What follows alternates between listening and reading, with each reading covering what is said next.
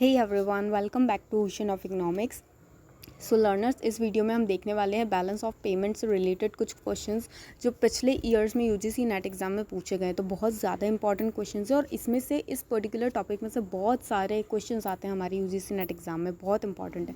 सो हम without wasting any time start करते हैं हमारा first question, that is in the balance of payment account the transfer payments are included in which of the following. So अगर हम transfer payments की बात करें तो ये हमारा पार्ट किसका बनता है? करंट अकाउंट का। करंट अकाउंट में हम ट्रांसफ़र पेमेंट्स जो भी होती है उसको कंसीडर करते हैं विद दैट गुड्स, जो इम्पोर्ट एक्सपोर्ट होता है गुड्स का, that is also consider under current account. And the services का जो भी ट्रांजैक्शन होता है वो भी हमारा करंट अकाउंट के अंडर कंसीडर होता है। अगर बात करें हम कैपिटल अकाउंट की, तो कैपिटल अकाउंट में जो भी बोरोइंग्स होती हैं, राइट, और जो इन्वेस्टमेंट्स होती हैं वो सारी कैपिटल अकाउंट के अंडर आती हैं। सर्विस अकाउंट जैसा कोई अकाउंट नहीं होता बैलेंस ऑफ पेमेंट में। ऑफिशियल रिजर्व अकाउंट की बात करें तो गवर्नमेंट जो गोल्ड खरीदती है, SDR खरीदती है, या फिर गवर्नमेंट के हैंड्स पे जो ट्रांजैक्शंस होते हैं वो सारे हमारे आते हैं ऑफिशियल रिजर्व अकाउंट के अंडर। ओके, तो यहाँ पे बात आती है कि भाई ट्रांसफर पेमेंट्स किस में आती है? वो आती है करंट अकाउंट के under. Option number C would be the correct answer. Next question देखते हैं, which one of the following items is included in the capital account of balance of payment of a country. जो capital account है उसके under जो है कौन सा item आता है? तो कैपिटल अकाउंट के अंडर देखते हैं प्राइवेट ट्रांसफर्स, बिल्कुल भी नहीं। प्राइवेट ट्रांसफर्स कहाँ आती है? हमारी करंट अकाउंट के अंदर आती है कि प्राइवेट इंडिविजुअल्स के हैंड पे चाहे गुड्स एंड सर्विसेज के वे से ट्रांसफ़र हो या रेमिटेंसेस के वे से ट्रांसफ़र हो, है ना, वन साइडेड पेमेंट, तो वो सारा कहाँ पे आता है? करंट अकाउंट के अंडर आता है। इनविजिबिलिटीज़ की बात करें, मतलब क्या आता है इसमें? सर्विसेज आती है। हमें पता है कि गुड्स और सर्विसेज दोनों किसके अंडर डील करता है? करंट अकाउंट के अंडर। तो इनविजिबिलिटीज़ मतलब कि सर्विसेज, वो भी हमारी कहाँ आती? करंट अकाउंट के अंडर आती है। इन्वेस्टमेंट इनकम, अब यहाँ पे देखो इन्वेस्टमेंट इनकम में ना बहुत कन्फ्यूज़न होता है। जब हम इन्वेस्टमेंट करते हैं that is the part of capital account, but investment से जो इनकम आती है वो हमारा पार्ट होता है करंट अकाउंट का। ओके, तो इन्वेस्टमेंट इनकम जो है किस में आएगी? करंट अकाउंट के अंडर। बचता है हमारा कमर्शियल बोरोइंग्स। बोरोइंग्स यानी लोन लेना, वो हमारा डील करता है कैपिटल अकाउंट के अंडर। तो C would be the correct answer. इस पॉइंट में और इस पॉइंट में बहुत कन्फ्यूज़न होता है, ये वाला जो है option number A and option number C, तो इसको ध्यान रखना हमेशा। नेक्स्ट क्वेश्चन देखते हैं, which of the following is not the function of a capital market. Capital market का क्या फंक्शन नहीं है? लेट्स सी, ये कैपिटल यहाँ पे अकाउंट की बात नहीं कर रहे हैं, कैपिटल मार्केट की बात करी जा रही है यहाँ पे, है ना। So let's see, mobilising savings into investment. जो सेविंग्स होती हैं उनको मोबिलाइज करना, मतलब कि ट्रांसफ़र करना, शिफ्ट करना कहाँ पे? इन्वेस्टमेंट। बिल्कुल, कैपिटल मार्केट का ये काम होता है कि जो हमारी सेविंग्स होती हैं उनको हम ट्रांसफ़र कर दें या फिर उनको हम चेंज कर दें किस में? इन्वेस्टमेंट में। दिस इज़ करेक्ट थिंग, ये तो होता है function. Next, channelizing funds from less profitable to more profitable, मतलब जहाँ पे हमें कम प्रॉफिट्स मिल रहे हैं, लेस प्रॉफिट्स मिल रहे हैं, वहाँ से हम हमारे फंड्स को कहाँ पे लगा दें? जहाँ पे हमें ज़्यादा प्रॉफिट्स मिल रहे हैं। तो ये भी एक काम होता है किसका? कैपिटल मार्केट का। Capital market in the sense जहाँ पे शेयर्स और बॉन्ड्स या फिर जो भी कैपिटल से रिलेटेड थिंग्स होती है वो सारी। नेक्स्ट ऑप्शन है, तो ये भी एक फंक्शन बनता है, ये भी एक फंक्शन बनता है। नेक्स्ट है, mobilizing funds from surplus units to deficit units, मतलब जो सरप्लस यूनिट्स हैं उनसे हटा के उनको डेफिसिट यूनिट पे ले जाना। देखो कभी कभी ऐसी चीज़ें भी होती है कि जो हमारे फंड्स हैं, क्योंकि कैपिटल मार्केट जो है उसमें कभी सरप्लस भी होता है, कभी लॉस भी होता है, तो कभी कभी ये क्या करता है? सरप्लस यूनिट को डेफिसिट यूनिट्स में भी कन्वर्ट कर देता है। Okay, so this is also function. Providing better returns to direct investors, जो डायरेक्ट इन्वेस्टर्स हैं, जो डायरेक्टली इन्वेस्टमेंट कर रहे हैं, उनको बेटर रिजल्ट प्रोवाइड कराना। तो ऐसा कुछ भी नहीं है। कैपिटल मार्केट किस बेसिस पे चलता है? मार्केट के बेसिस पे। और मार्केट किसी एक के लिए नहीं बनता है कि भाई जो डायरेक्ट इन्वेस्टमेंट करेगा उसको हम अच्छे रिटर्न्स देंगे, जो इनडायरेक्टली इन्वेस्टमेंट कर रहा है उसको हम अच्छे रिटर्न्स नहीं देंगे। तो मार्केट में ऐसा कोई स्ट्रैटेजी नहीं होता, मार्केट सबके लिए एक जैसा चलता है। ठीक है, सो ये हमारा एक कोई भी फंक्शन नहीं है कैपिटल मार्केट का। कैपिटल मार्केट सभी के लिए एक जैसा चलता है। So D would be the correct answer, that this is not the function of capital market. Next question पे मूव करते हैं। A foreign exchange risk involve the transaction exposure, accounting exposure and okay and what. देखिए, अगर हम transaction exposure की बात करें, किसमें किसकी बात हो रही है? तो ये risk involves in the foreign exchange की बात हो रही है। ठीक है, फॉरेन एक्सचेंज में जो रिस्क इन्वॉल्व होती है, तो देखो रिस्क क्या होता है, हमने कल एक एग्जांपल देखा था कि $1 is equals to, let suppose हमारा 80 रुपीज़। अब किसी वजह से क्या हुआ, $1 इज इक्वल्स टू हो गया 90 रुपीज़। ठीक है, ये रुपीज़ है यहाँ पे, वो डॉलर है। अब क्या होता है, लेट सपोज हम बोले कि हमने लेके रखे थे $100 डॉलर्स और हमको किसी को पेमेंट करनी थी डॉलर्स की फॉर्म में, ठीक है।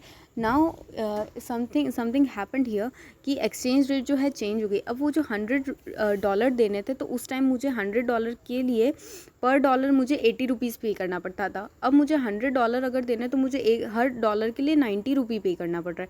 तो मुझे $1 पे 10 रुपीज़ एक्स्ट्रा पे करना पड़ रहा है, करेक्ट। तो ये तो मेरा लॉस हो गया ना अगर हम ये वाली डील कर रहे हैं। तो इस वजह से जब एक्सचेंज रेट चेंज हो जाती है तो कभी कभी लोगों को लॉस होता है। तो इस लॉस को हम क्या बोलते हैं, ट्रांजैक्शन एक्सपोजर। कि आपने पहले से कोई डील कर रखी है फॉरेन रिलेशंस में, और बाद में जब उस डील को सेटलमेंट मतलब वो एक्चुअल डील को आप प्रोसीड करने का काम करो, पेमेंट एक्सचेंज करने का काम करो, पेमेंट लेने देने का काम करो, उस टाइम पे अगर एक्सचेंज रेट चेंज हो जाती है तो कभी कभी लॉसेस भी हो सकते हैं। तो उसको हम क्या बोलते हैं, ट्रांजैक्शन एक्सपोजर। नेक्स्ट की बात करें जो यहाँ पे मेंशन है ट्रांजैक्शन एक्सपोजर के beyond, that is accounting exposure. देखो ये जो एक्सचेंज रेट चेंज होती है ना, सेम एग्जाम्पल को कंसीडर करें अगर हम, तो एक्सचेंज रेट चेंज होने की वजह से कभी कभी हमारी जो अकाउंट्स होती है कंपनीज़ की, बिजनेसेस के अकाउंट्स जो होती हैं, उनकी जो असेट्स होती हैं उनकी वैल्यूज़ भी कम ज़्यादा हो जाती है, ठीक है।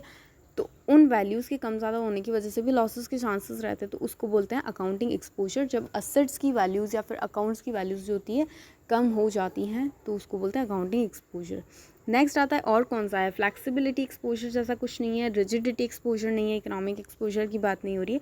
थर्ड एक्सपोजर जो फॉरेन एक्सचेंज की रिस्क को डिनोट करता है वो क्या है हमारा, ट्रांजैक्शन एक्सपोजर। ट्रांजैक्शन एक्सपोजर में क्या होता है, ट्रांजैक्शन एक्सपोजर रिलेट करता है हमारा कि हमारी जो इनकम्स हैं लोगों की, उन इनकम्स या फिर हम कहें कि ये हमारी जो लाइबिलिटीज़ हैं उनमें जब क्या हो जाता है, नेगेटिव पॉइंट्स आ जाती हैं लाइबिलिटीज़ में, उसकी वजह से इनकम कम हो जाती है या फिर लाइबिलिटी कम हो जाती है आपकी। लाइबिलिटी तो इंक्रीज़ हो जाना बैड है, तो लाइबिलिटी इंक्रीज़ हो जाए किसी रीज़न से या फिर इनकम कम हो जाए फॉरेन एक्सचेंज की वजह से, तो वो भी हमारे लिए एक रिस्क बन जाती है। और ये रिस्क इसके अंडर कंसीडर होती है ट्रांसलेशन एक्सपोजर के अंडर, ठीक है। तो आपको यहाँ पे तीनों बताया क्या, ट्रांजैक्शन एक्सपोजर किससे डील करता है, ये डील करता है आपकी असेट्स की वैल्यू कम होने से, आपकी जो हमने यहाँ पे पहले से जो डील फिक्स की हुई थी उस डील में जब हमें लॉसेस होने के चांसेस होते हैं उससे ये रिलेट करता है transaction exposure. Accounting exposure relate करता है अकाउंट्स और असेट्स से, और आपका ट्रांसलेशन एक्सपोजर जो है वो लाइबिलिटीज़ एंड इनकम से रिलेट करता है। So A would be the correct answer here. Next question देखते हैं, the RBI made Indian rupee fully convertible into current account transaction related to goods and services in the year. देखो current account में convertibility का क्या मतलब है कि कोई भी बंदा जो है वो क्या कर सकता है, एक्सचेंज कर सकता है आराम से, कोई रेस्ट्रिक्शन नहीं है। किस केस में, करंट अकाउंट से रिलेटेड चीज़ों में। करंट अकाउंट में क्या होता है, गुड्स आती हैं हमारी सर्विसेज आती हैं, है ना, और क्या आती है, ट्रांसफ़र पेमेंट्स आती है, अदर ट्रांसफ़र्स जिनको बोलते हैं, तो ये सारी चीज़ें। तो यहाँ पे RBI ने कब इंडियन रुपी को फुली कन्वर्टेबल बना दिया था करंट अकाउंट में, मतलब इंडियन रुपी में आप क्या कर सकते हो, एक्सचेंज कर सकते हो। तो ये वाली चीज़ कब हुई थी, ये हुई थी हमारी 1994 के अंदर, जब 1991 में रिफॉर्म्स आए थे और उसके बाद में सारी चीज़ें चेंज हुई थी। तो उसी टाइम पे कैपिटल अकाउंट की भी कन्वर्टेबिलिटी की बात हुई थी और सेम टाइम पे करंट अकाउंट कन्वर्टेबिलिटी की भी बात हुई थी यहाँ पे, ठीक है। तो इसको कब फुली कन्वर्टेबल किया था इंडियन रुपी को, तो 1994 में किया था। नेक्स्ट क्वेश्चन देखते हैं, in case of fixed exchange rate regime adjustment in balance of payment takes place through. देखो फिक्स्ड एक्सचेंज रेट के अंडर क्या होता है आपको याद होना चाहिए, कल भी डिस्कस किया था। फिक्स्ड एक्सचेंज रेट जो होती है उसमें गवर्नमेंट क्या करती है, चेंजेस करती है जो एक्सचेंज रेट होती है। फ्लोटिंग एक्सचेंज रेट होती है उसमें क्या होता है, मार्केट का जो डिमांड और सप्लाई की पावर्स होती है उससे एक्सचेंज रेट डिटरमाइन होती है। यहाँ पे फिक्स एक्सचेंज रेट में कौन कर रहा है, गवर्नमेंट कर रही है, फाइन। तो बैलेंस ऑफ ये जो करती है ये किस तरीके से करती है कि एक्सचेंज रेट में चेंजेस करने हैं ना, हमें हमारी एक्सचेंज रेट इंक्रीज़ करनी है, डिक्रीज़ करनी है, जो भी करनी है, तो कैसे करती है, तो वो प्राइस लेवल जो होता है ना उसमें चेंज करके करती है। कि अगर गवर्नमेंट के पास में कोई ऐसी सिचुएशन कि $1 is equal to 80 rupees and government want कि $1 इज़ इक्वल टू 90 रुपीज़ हमको करना है, तो ये कैसे करेगी।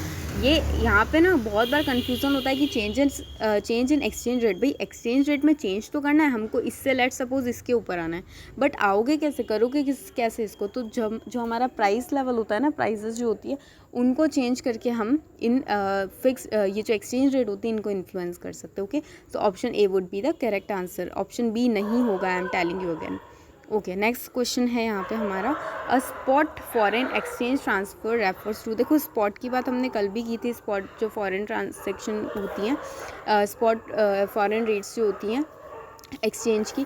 तो स्पॉट मतलब एट द टाइम, है ना, ऐसा नहीं है कि फ्यूचर मार्केट में मतलब आज हमने डील की और फ्यूचर की हम बात करें कि फ्यूचर में कैसे क्या होगा, नहीं। स्पॉट मतलब अभी के अभी क्या चीज़ है, अभी के अभी कैसी रेट डिटरमाइन होगी, उन सब चीज़ों की बात हो रही है। तो spot means at the time.